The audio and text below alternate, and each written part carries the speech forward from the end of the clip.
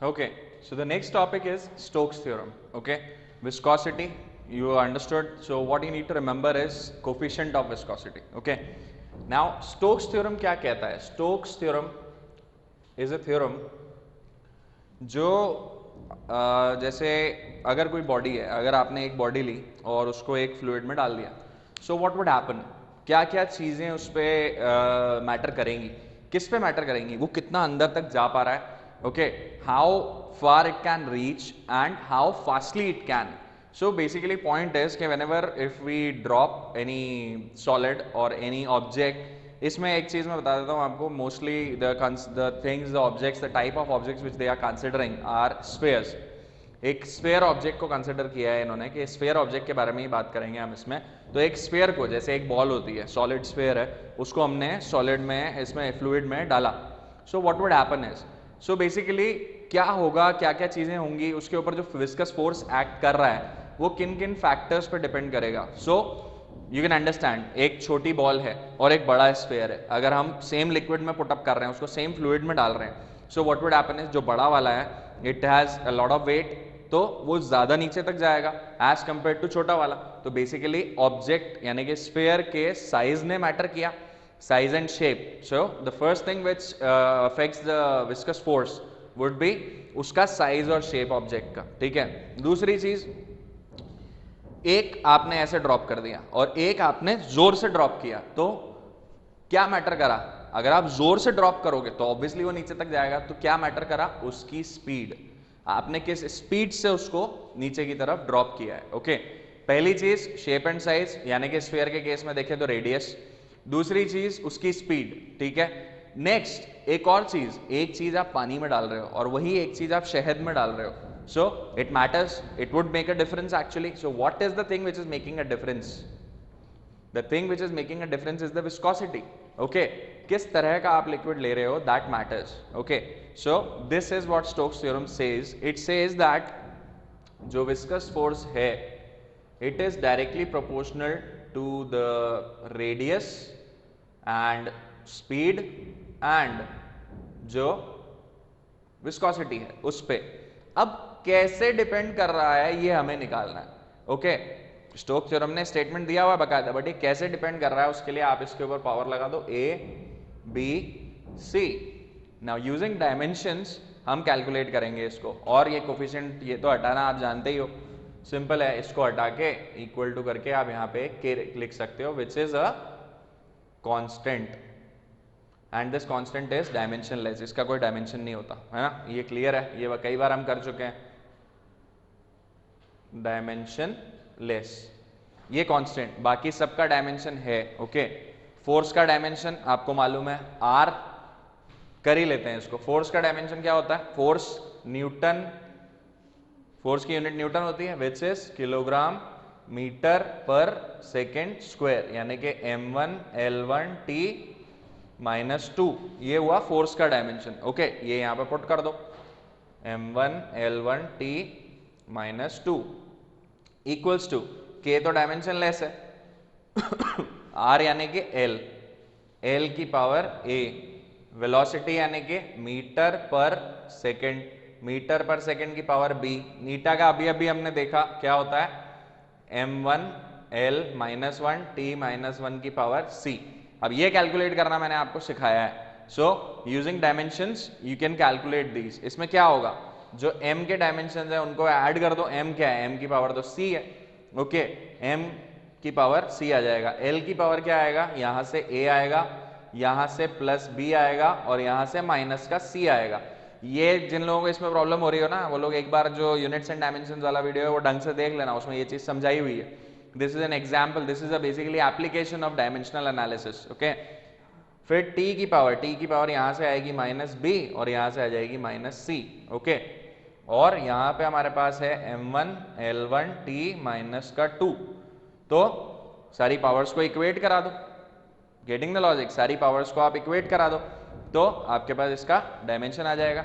Basically you will get के क्या क्या चीजें कैसे कैसे आ रही हैं. Okay, getting the logic. A B C की वैल्यूज निकाल रहे हैं हम यहाँ पे, सिंपल, सी आ जाएगा 1, एल क्या आएगा, एल के ऊपर है a + b - c, equal to 1 और यहाँ पे आ जाएगा minus B minus C equal to minus का 2। बस ये वैल्यूज जब आप कैलकुलेट करोगे, so what are you going to get is, सबकी वैल्यूज कितनी आ रही हैं, देखो c की वैल्यू 1, यहाँ पे पुटअप करेंगे तो क्या मिलेगा, a प्लस बी बराबर 1, यहाँ पुट करो माइनस बी माइनस 1 बराबर माइनस 2, यानी कि b बराबर 1। अब b बराबर 1 तो a बराबर भी तो 1, a बराबर कितना आएगा कैलकुलेट करो यहां से, माइनस बी बराबर minus 2 plus 1 which is minus 1, तो b बराबर आ गया 1, b बराबर 1, c बराबर 1 एंड b बराबर अगर 1 कर रहे हैं हम, सो यहां पे हमने वैल्यू डाली माइनस 1, तो सॉरी यहाँ पे आ जाएगा 2, ठीक है। अब b बराबर 1 डालेंगे तो a की भी वैल्यू आ जाएगी 1, तो a equal to 1, b equal to 1, c equal to 1, तीनों वेरिएबल्स 1, यानी कि फॉर्मूला क्या आ जाएगा, f viscous equals to k into eta into R into V, और इस k की वैल्यू हो जाती है 6 पाई, ये मैं आपको बता रहा हूं। तो इससे फॉर्मूला बनता है f viscous equal to 6 pi eta R V. ये डेरिवेशन आपको मोस्ट ऑफ द बुक्स में नहीं मिलेगा, ठीक है। सो जस्ट रिमेंबर किस तरह से डेरिवेशंस करते हैं, ये पुराने इनके ऊपर ही बेस्ड हैं सारे के सारे, ये सब हम कर चुके हैं, okay. So this is how you calculate. ये कहती है स्टोक्स थ्योरम के जो विस्कस फोर्स होता है वो किन किन चीजों पे डिपेंड करता है, ओके। तो वो radius, shape and size, velocity, speed जिससे आपने उसको ड्रॉप किया, और ईटा, ईटा यानी कि विस्कोसिटी कितनी है, ठीक है। तो इससे आती है हमारे पास ये theorem which says F viscous equals to 6 pi eta R V. Simple, ये डायरेक्टली न्यूमेरिकल्स में आपको यूज करना है, okay, great. So Stokes theorem clear. इसके बाद एक टॉपिक आएगा टर्मिनल वेलोसिटी। स्टोक्स थ्योरम के बाद जो हम बात करेंगे वो हम बात करनी, वैसे इसकी ये करनी चाहिए, कई लोगों के दिमाग में आएगा जिन्होंने बुक्स देखी होंगी कि सर स्टोक्स के बाद तो टर्मिनल वेलोसिटी आता है, बट टर्मिनल वेलोसिटी समझने के लिए आपको ये टॉपिक समझना जरूरी है विच इज बॉयंसी। बॉयंसी बहुत पुराना टॉपिक है और पहले भी आप लोगों ने कई बार देखा होगा और सुना भी होगा, लेकिन ये ऊपर से ही गया होगा मोस्टली स्टूडेंट के साथ जो मैंने देखा, इट हैपेंस, एक बार में ये टॉपिक क्लियर नहीं होता है, no problem, we'll discuss about it। buoyancy क्या है? It is a very simple logic।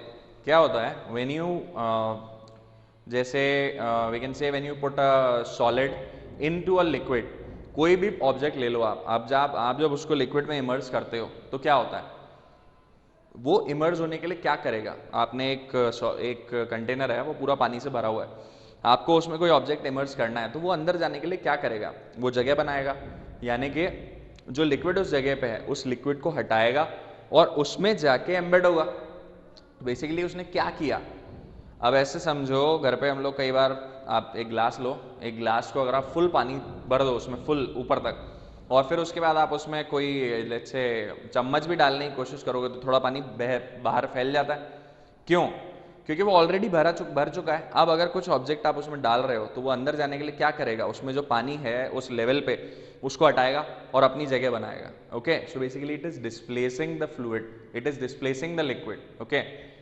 So sorry, buoyancy क्या कहती है, बॉयंसी ये कहती है, सिंपल सा लॉजिक है कि अगर कोई कंटेनर है अगर कोई कंटेनर है इस तरह से, ठीक है, आपने इसमें कोई चीज इमर्स करी,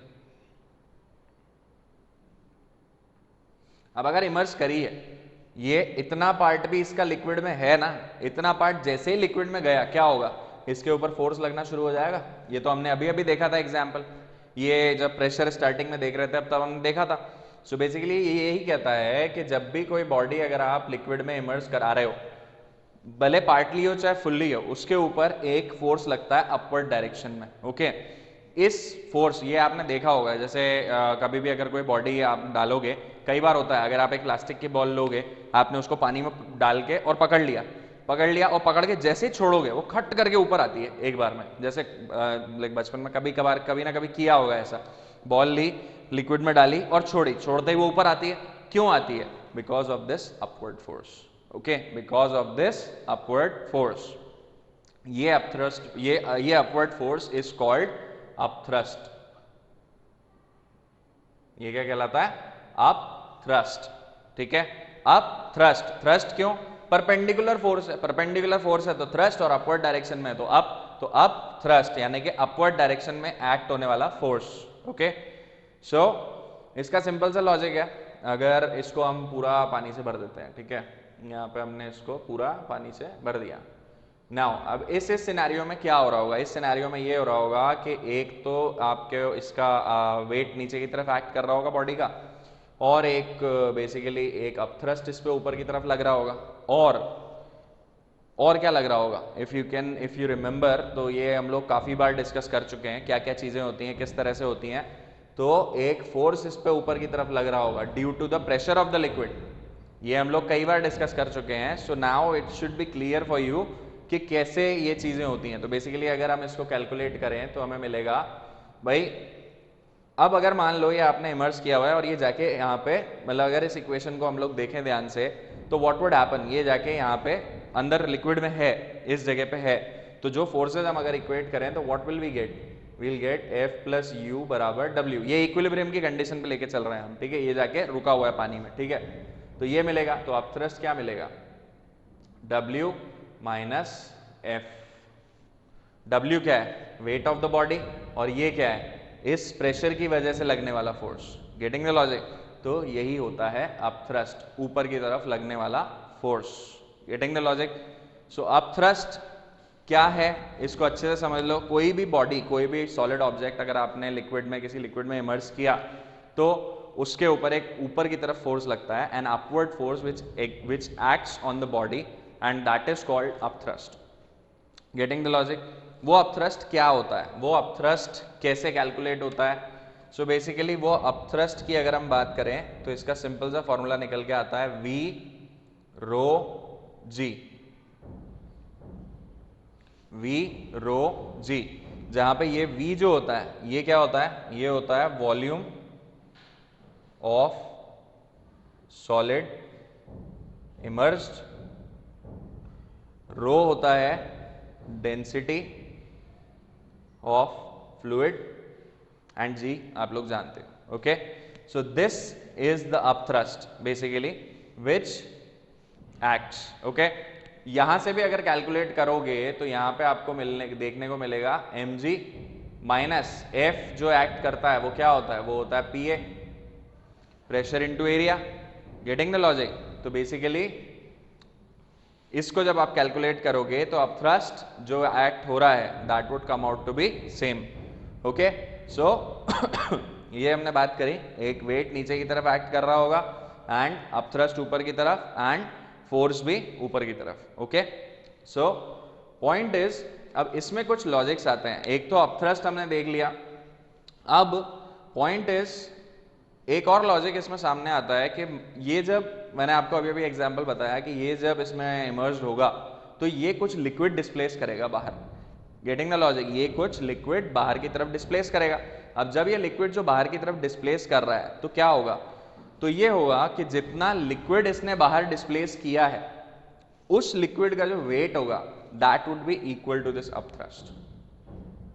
ठीक है, उस लिक्विड का जितना इसने डिस्प्लेस किया है उसका जो वेट होगा that would be equal to this upthrust. इसकी कैलकुलेशन देखते हैं। सो यहां पे जो चीज याद रखने वाली है वो यही है कि अपथ्रस्ट क्या है? V rho G। इसको आप ऐसे भी याद रख सकते हो, volume of solid immersed into density of fluid into G। ठीक है, ओके।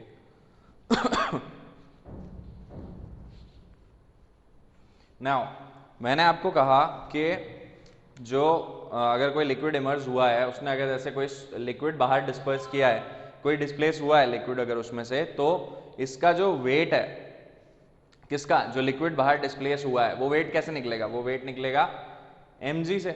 ओके, मास क्या होता है? डेंसिटी इंटू वॉल्यूम इंटू जी। नाउ डेंसिटी किसकी? डेंसिटी फ्लूइड की, वॉल्यूम फ्लूइड का इंटू जी। बस फर्क ये है, ये वो है जो डिस्पर्स हुआ है। Okay, so this weight will be equal to upthrust. Upthrust क्या होता है? अभी अभी हमने देखा V rho G, what is V? Solid immersed. Density किसकी आएगी यहाँ पे? ये हमने निकाला है वेट, और यहाँ पे डेंसिटी किसकी आएगी? ओके यहाँ पे हमने बात करी, मैंने आपको बोला कि जितना पानी डिस्प्लेस हुआ है, जितना पानी डिस्प्लेस किया है, एक ऑब्जेक्ट है उसको हमने इमर्स किया लिक्विड में, तो उसमें से कुछ लिक्विड को डिस्प्लेस करेगा, तभी तो अपनी जगह बनाएगा। तो जितना लिक्विड डिस्प्लेस हुआ है उसका जो वेट है that is equal to the upthrust. Okay, या यूं कह लो कि upthrust is equal to the weight of that liquid displaced. Okay, तो यहाँ पे वी वर डूइंग इट कि इसमें यहाँ पे जो लिक्विड का अगर हमें mg निकालना है, तो ये मैंने आपको बताया mg हो जाएगा। mg को m को हम लिख सकते हैं density into volume, so density of fluid into volume of fluid into g equal to, यहाँ पे मैंने आपसे पूछा कि व्हाट दिस वुड बी, तो यहाँ पे हम क्या निकाल रहे हैं? जो सबमर्ज्ड पार्ट है, उस सबमर्ज्ड पार्ट की वजह से क्या होगा, उसका जो वेट होगा that would be considered over here. ठीक है, सो ये कैलकुलेशन होगी इसमें कि यही जो कंसेप्ट है, ये जो लॉ है, इसे हम कहते हैं आर्किमिडीज प्रिंसिपल। आर्किमिडीज प्रिंसिपल यही कहता है कि when a body is submerged or immersed in a fluid, let it be wholly or partially, मतलब या तो partially समझते हो आप, या तो मतलब पूरा नहीं है, और wholly मतलब पूरा का पूरा ही अंदर है। Okay, so basically Archimedes principal यही कहता है कि when you immerse a solid in a fluid partially or wholly, then the weight of the liquid which is displaced by that immersed part of the solid is equal to the upthrust. Okay, weight of the liquid जो disperse हुआ है, जो बाहर निकला है। Okay, so this is what is about Archimedes principle। ठीक है, तो उससे हमारे पास ये कैलकुलेशन आती है, और यहाँ पे अगर हम देखें तो हमारे पास आ जाएगा rho F into V F equals to V S into rho S. ये कैलकुलेशन आप यूज कर सकते हो डायरेक्ट अपने न्यूमेरिकल्स में। ओके, अब यहाँ पे जब डेंसिटी की बात आती है, density and volume, density and volume, तो वॉल्यूम की जगह पे, वॉल्यूम आपने देखा होगा, वॉल्यूम को हम क्या कहते हैं? अगर जैसे ये एक लिक्विड कॉलम है h हाइट का, एरिया तो वही है दोनों के केस में। वॉल्यूम जो निकाल रहे हैं हम, वॉल्यूम जो निकला है, तो वो उसमें एरिया तो एक ही पर्टिकुलर कंसिडर कर सकते हैं हम, जिस एरिया की वजह से वो लिक्विड बाहर निकला है। ओके, तो वॉल्यूम क्या होता है? Volume equal to area into height होता है। सो यहाँ पे हम लिख सकते हैं area into height, that would be, और यहाँ पे भी, यहाँ पे आप रो एस का है, रो एस रहने दो, और एरिया इंटू हाइट। अब इसमें सोचने वाली बात यह है, क्या वेरी करेगा? एरिया को वेरी करें कि हाइट को वेरी करें? थोड़ा सा दिमाग लगाओ इस चीज पे कि ये जो डायग्राम बना हुआ है, मान लो हमने इमर्स किया इसमें और इसकी वजह से कुछ वाटर डिस्प्लेस हुआ, तो क्या वेरी करना चाहिए, एरिया या हाइट? क्या चीज वेरी करनी चाहिए? ऑब्वियसली हाइट वेरी करनी चाहिए। Height of fluid displaced and यहाँ पे हाइट ऑफ सॉलिड इमर्स्ड, ये तो अलग अलग होंगी, उनका पर्टिकुलर एरिया जरूर सेम रहेगा, तो वो एरिया हम यहाँ पे हटा सकते हैं। Getting the logic? तो इससे हमारे पास क्या आ जाएगा, H S rho S equal to H F rho F. This is what you would be getting. तो ये दो इक्वेशंस हैं which you can use in the calculation in numericals. Okay, great. So this is about upthrust,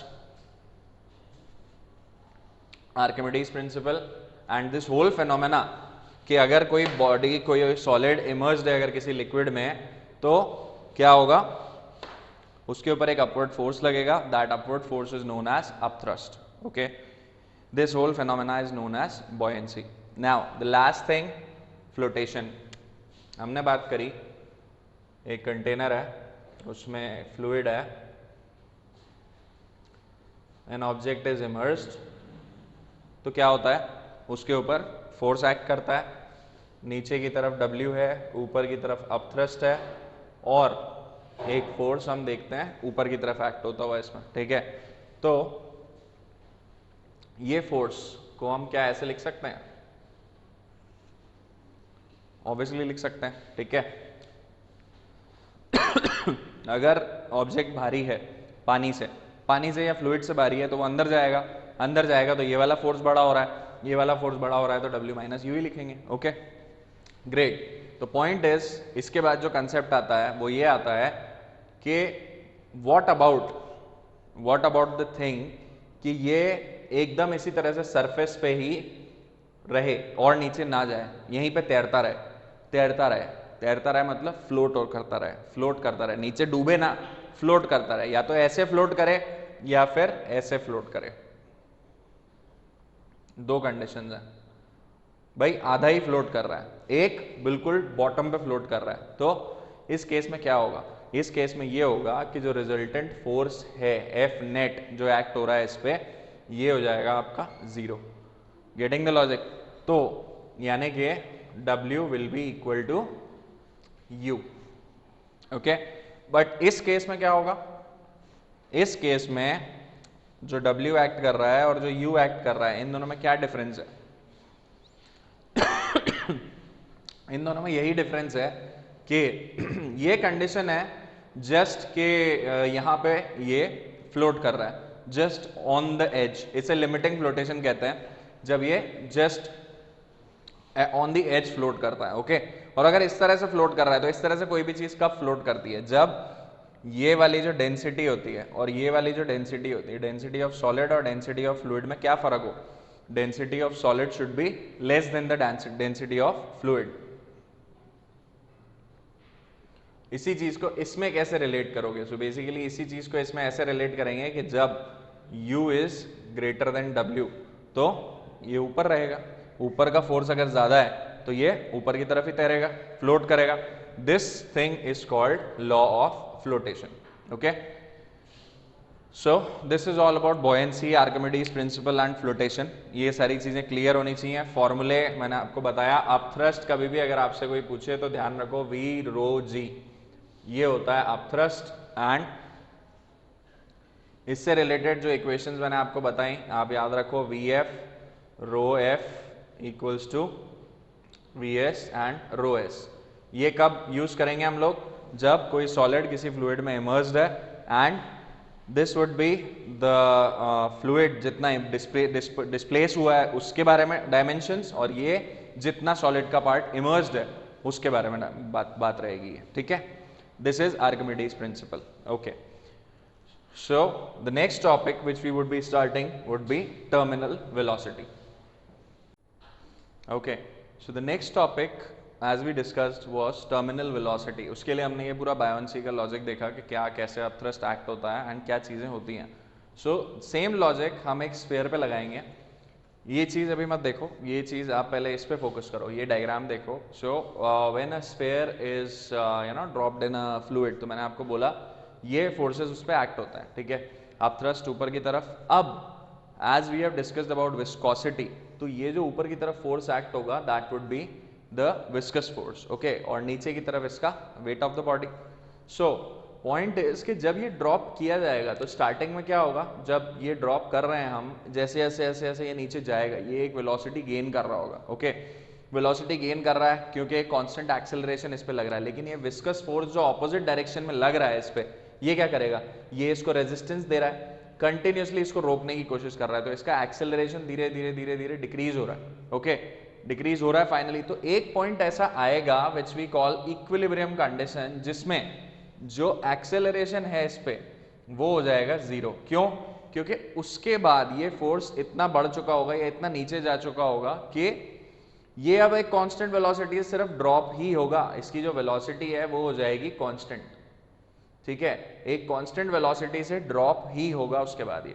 तो उस point पे constant velocity की वजह से एक्सेलरेशन नेट क्या हो जाएगा, 0। और अगर नेट एक्सेलरेशन 0 है तो जो नेट फोर्सेज एक्ट कर रहे हैं इस पे वो भी क्या हो जाएंगे, 0, ओके। सो कंडीशन इज कि इस इक्वेशन में अगर हम देखें तो इक्विलिब्रियम कंडीशन पे दोनों फोर्सेज इक्वल हो जाएंगे, तो we can write it like this, that the weight W will be equals to the upthrust plus viscous force at equilibrium होगा ये, कि इक्विलिब्रियम पोजीशन में ये जो विस्कस फोर्स है और अपथ्रस्ट है that would be equated to the weight of the sphere या ऑब्जेक्ट, ठीक है। अभी मैंने आपको बताया in this particular scenario we are taking it as a sphere only. So weight mg, you know, upthrust v rho g अभी अभी पढ़ा हमने, और विस्कस फोर्स भी देख लिया हमने 6 पाई नीटा rv। अब यहाँ पे ये एक नया कंसेप्ट है टर्मिनल वेलोसिटी। तो ये जो वेलोसिटी है, like terminal velocity, okay, terminal means eight which the motion terminates, ठीक है, एट विच एक्सेलरेटेड मोशन टर्मिनेट्स, ठीक है।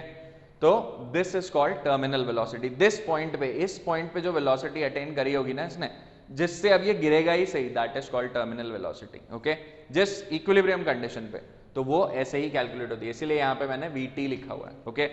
सो मास ऑफ द सॉलिड, ये सिग्मा है, sigma is denoted as the density of the solid, density of the sphere, density of sphere into volume of sphere into g equals to ये वही v rho g fluid, यहाँ पे 6 पाई नीटा r Vt। इसको जब calculate करोगे Vt निकालने के लिए, तो this is how you can calculate, इसको उधर लेके जाएंगे and this is what we would be getting. Now यहाँ पे ये वॉल्यूम की वैल्यू पुट करनी है, वॉल्यूम किसकी, स्फीयर की, तो वो क्या हो जाएगी 4/3 पाई r cube, okay, getting the logic. Volume तो वही है, दोनों केसेस में वॉल्यूम वही है, ओके। सो दोनों केसेस कौन कौन से, यहाँ पे देखो, m मास ऑफ स्फीयर जो हमने निकाला that would B density of sphere into volume of sphere, और यहाँ पे v rho g जो लग रहा है वो किसकी वजह से लग रहा है, emerged part of the solid. Emerged part कितना है यहाँ पे, ये पूरा का पूरा स्फीयर ही तो इमर्ज्ड है, तो उसमें हम जो यहाँ पे वॉल्यूम लेंगे वो भी तो उसी की लेंगे, जितना इमर्ज्ड पार्ट है यही लेते हैं हम, पूरा का पूरा इमर्ज्ड है, तो ये वॉल्यूम और ये volume would be same, okay. तो ये वॉल्यूम कॉमन आ गया, इसकी वैल्यू पुट कर देंगे 4/3 पाई r क्यूब, एंड फाइनली जो टर्मिनल वेलोसिटी हमें मिलेगी वुड बी दिस वन 2/9। ये पूरी कैलकुलेशन करके देखो आप, it would be, it is very simple, बस ये चीजें ध्यान रखनी है, दैट्स इट, ओके।